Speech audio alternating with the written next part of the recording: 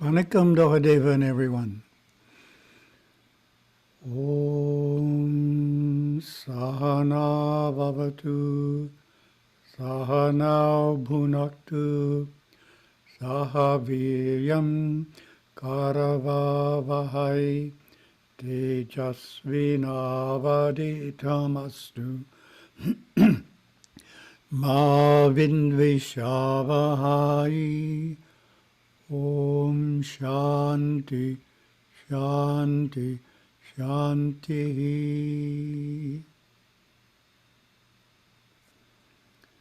Turn on share screen.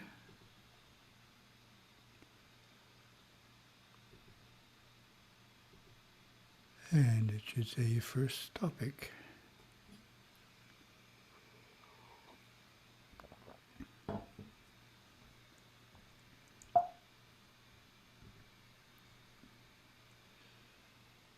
This is a publisher desk, integrating Hinduism into daily tasks. No need to wait for personal time for spiritual practices. You can do inner yogas, resolve karma, and build your character anytime.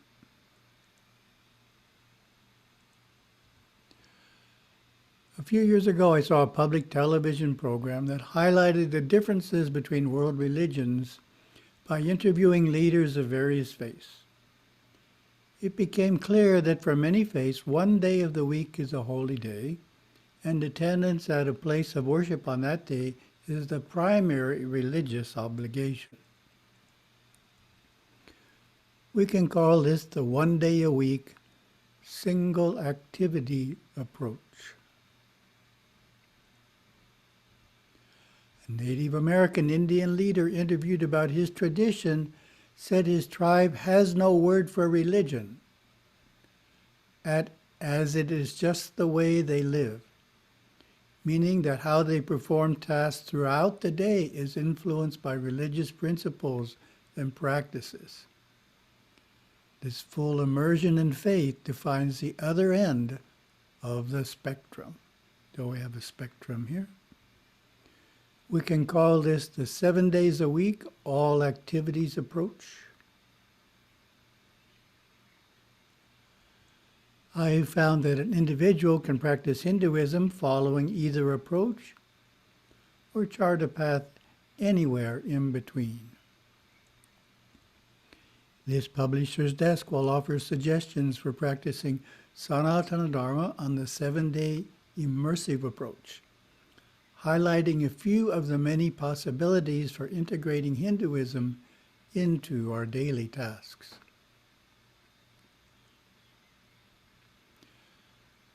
As we know, the more we practice, the more spiritual progress we make on the path to higher consciousness, eventual realization, and liberation. Clearly, one of the benefits of the immersive approach is that we can incorporate more practices into our week than would otherwise be possible. Comparison to walking will illustrate this idea. Common recommendation for maintaining health is to walk 10,000 steps a day. If this is prescribed as a separate activity before and after work or school, we may find we just don't have the time for it. To overcome this challenge, health professionals recommend incorporating walking into the work or school day. For example, take the stairs instead of the elevator, or park a half mile from your destination and cover that distance by walking. What sorts of spiritual practices can be incorporated into our work or school day? Let's first see how Karma Yoga, Bhakti Yoga, and Raja Yoga can be folded in to daily tasks.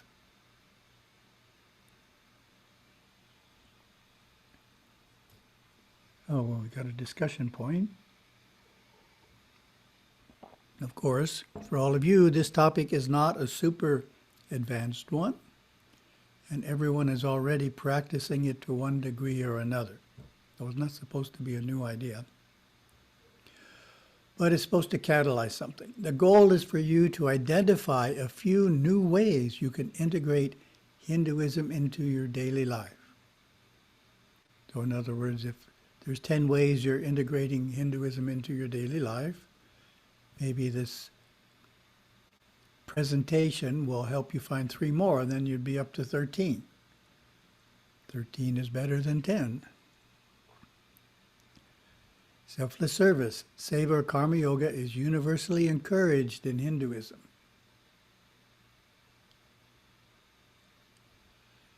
Gurudeva comments on its purifying nature.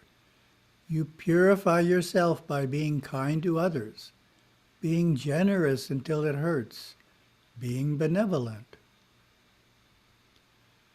being ready to serve at all times until you are strained in serving. Put a smile on the faces of other people. Gain your happiness and your positive states of mind by making other people happy. Of course, it's traditional to perform this activity at a temple or an ashram. Common tasks are helping cook and serve food, cleaning the premises, and sewing garlands. In modern life, it can be difficult to find time to fulfill seva in this way, and therefore in many instances minimal seva is performed. The integration approach to seva is parallel to our walking example. Rather than regarding it as a separate activity, incorporate it into daily life at your place of employment or classroom. For modern times, I expand the definition of seva to include doing something helpful for another person. It is a voluntary action, one that is not required of you as an employee or student. For example, welcome newcomers at work or school and help orient them to their new environment. Or when the teacher really needs extra help on projects, be sure to volunteer. And we'll give a minute for you to think about what additional way can you integrate seva with your daily life.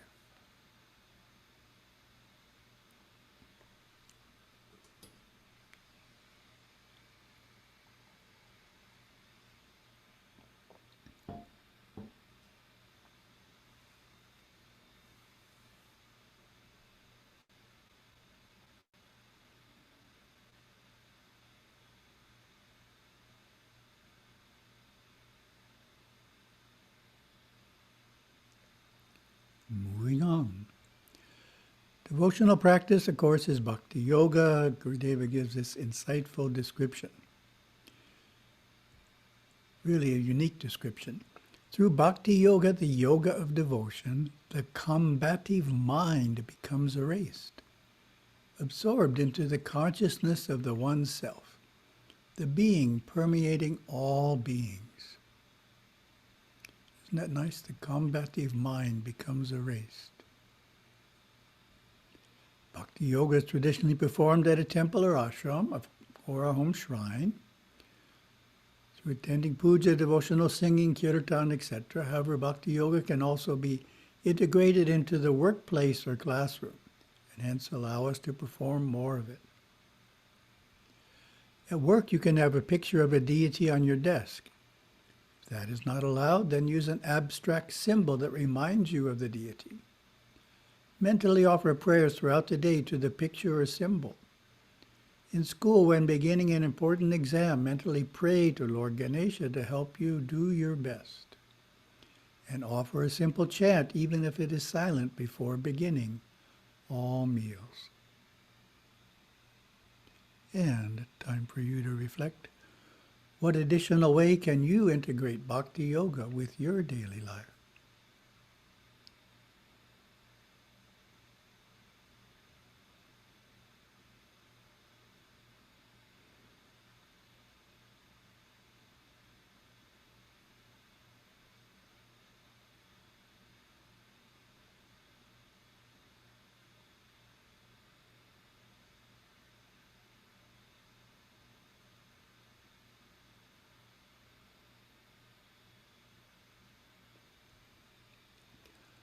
Concentration and meditation are two limbs of Raja Yoga that can be incorporated into daily life.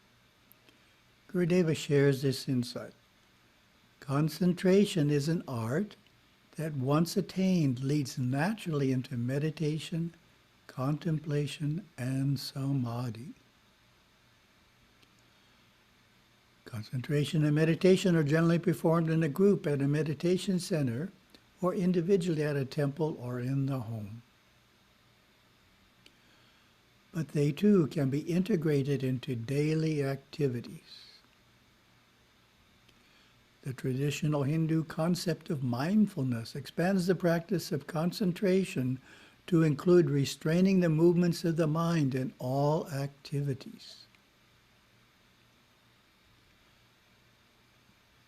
Mindfulness is directing full attention to what is going on in the present moment without thinking about or being distracted by anything else.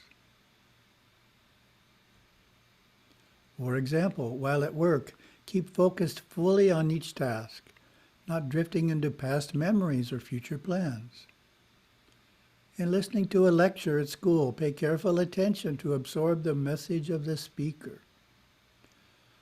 Mindfulness improves the quality of our work or study, and the more mindful we are through the day, the easier it is to quiet the mind when we sit for meditation. So that's the key point there. The more mindful we are through the day, the easier it is to quiet the mind when we sit for meditation. And of course, the opposite is true. If we don't control our mind when we're doing our daily tasks, then it's much harder to control it when we sit for meditation. So the two things are related, they're not separate. What additional way can you integrate mindfulness with your daily life?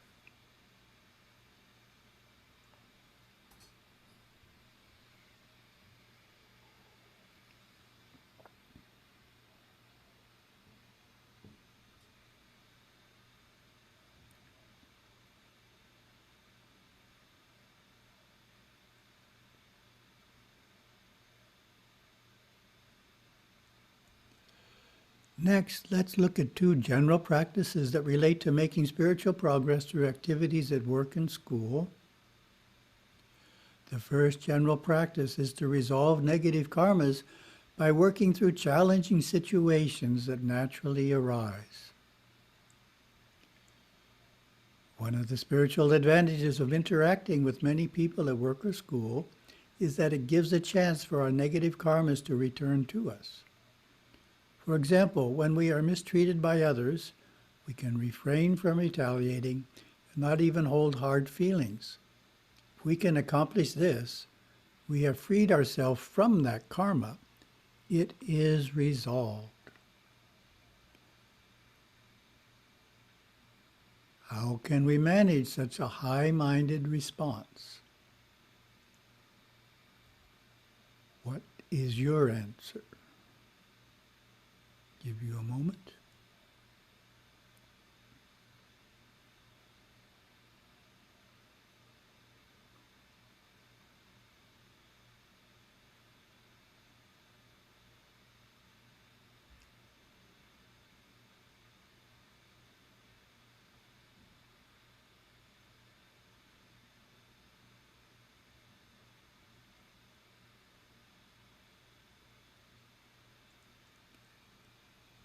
The first key is to look at the experience as one you were destined to go through, and this person was simply the instrument for its delivery.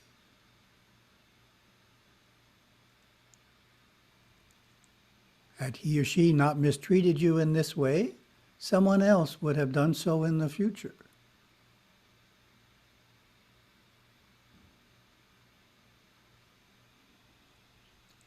Second general principle is to work daily on remaining centered amidst emotionally charged situations. In a recent Zoom satsang, I used the word imperturbability. Nothing can disturb you. Imperturbability. So remaining centered. As Gurudeva would say, it is easy to be peaceful in a peaceful environment, and that's a start. But to make real progress, you must learn to find peace in situations that are not at all peaceful. This practice strengthens our emotional self-control and also improves the life of those around us. That's quite a traffic jam.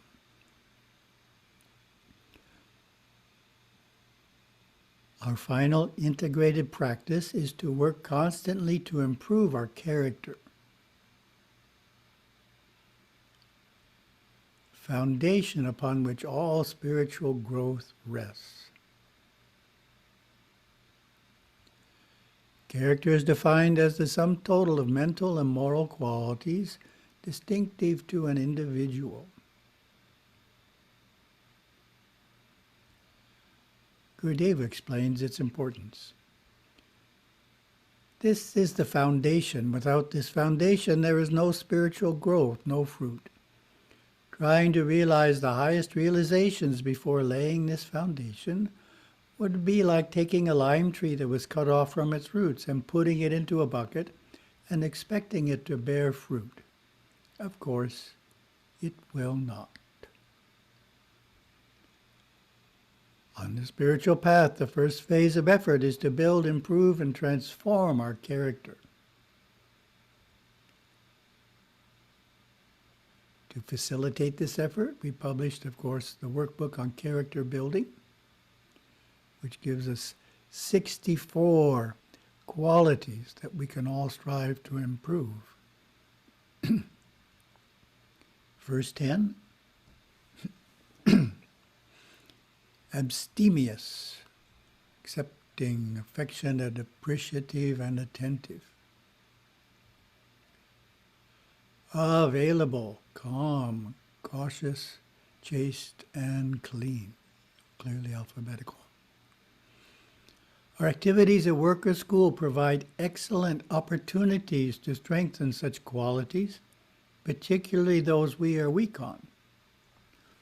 If you haven't thought about that before, it's worth my commenting.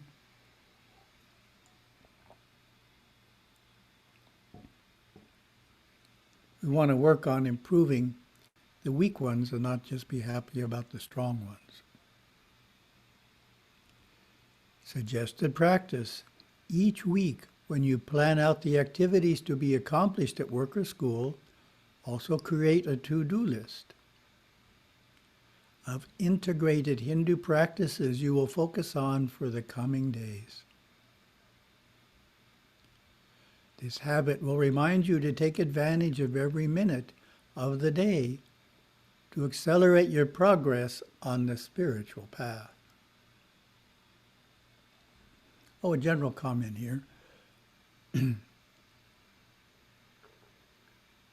How does all of this relate to the idea that Hinduism is just a way of life? That's one of the topics of conversation, topics of discussion, topics of disagreement. It's common in some circles. Generally gets presented to me in the sense of, isn't Hinduism just a way of life?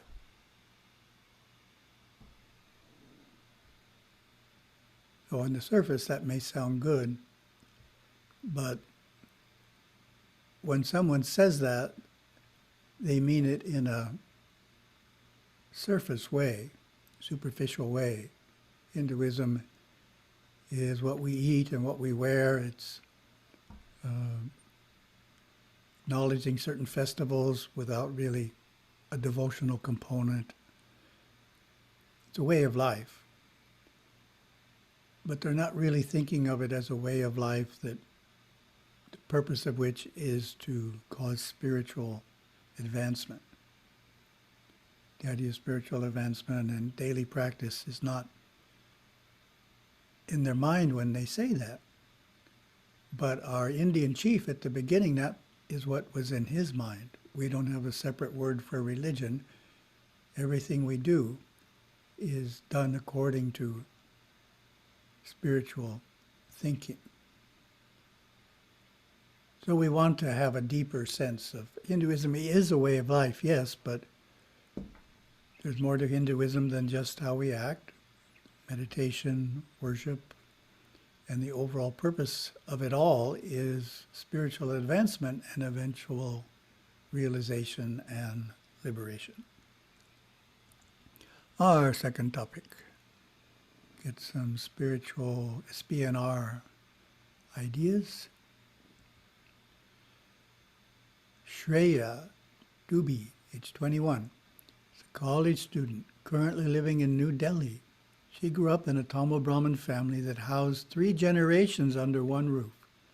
She describes her grandfather as highly religious. Okay, photo didn't come up. There she is. She remembers his daily morning and evening pujas ever since she was a child. Her parents are only moderately religious. They follow the same routine. While growing up, I was required to visit the temple, even if I had to attend my coaching classes, tuition. I had to find the time to go. For my parents, it was important, despite my struggling to manage and being somewhat unwilling. Shreya feels her family's approach to religion was too restrictive. The Brahminical expectation to follow rituals and religious activities seemed heavy. For a long time, I would do the morning and evening puja, but when I was 15 or 16 years of age, I could not understand why my family were doing these rituals. In many situations, Shreya continued to follow what was asked of her, mainly to avoid upsetting her parents. My parents chant Radhe, Radhe, and I did not, but this was causing conflict. So I decided that if my saying it makes them happy without compromising who I am, then I might as well do it. Quote, a lot of youth are moving away from their families for education or work, and they are seeing more of the world. That is possibly one of the reasons for this difference in thinking. While this reflects my situation, at the same time I have cousins from Orthodox families who keep adding me to Brahmin WhatsApp groups and the like. So for me, it's like dealing with 2 different worlds. While not opposed to Hinduism, Shreya respects people's right to hold their own views and opinions. Her family is strictly vegetarian, and her mother can't even bear to see meat on a TV screen. In her home, it is not even a point of discussion. Shreya felt she had to make her own decision. I tried everything, parenthesis meat. I did not like any of it. I opted for vegetarianism out of a choice, mainly because I am against killing animals. Asked if there was anything she would like to change about Hinduism, she said she would like to make it a bit more flexible. I see it as more like a way of living rather than the highly political religion it has been made into. So that's India, where Hinduism and politics are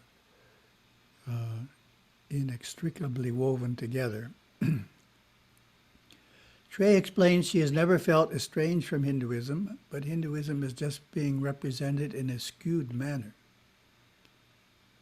Quote, at one point I just felt ashamed and scared of my religion.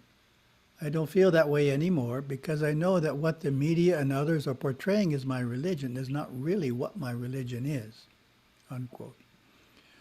As she is deeply interested in Indian psychology and knows a bit of Sanskrit, she started reading the original Bhagavad Gita.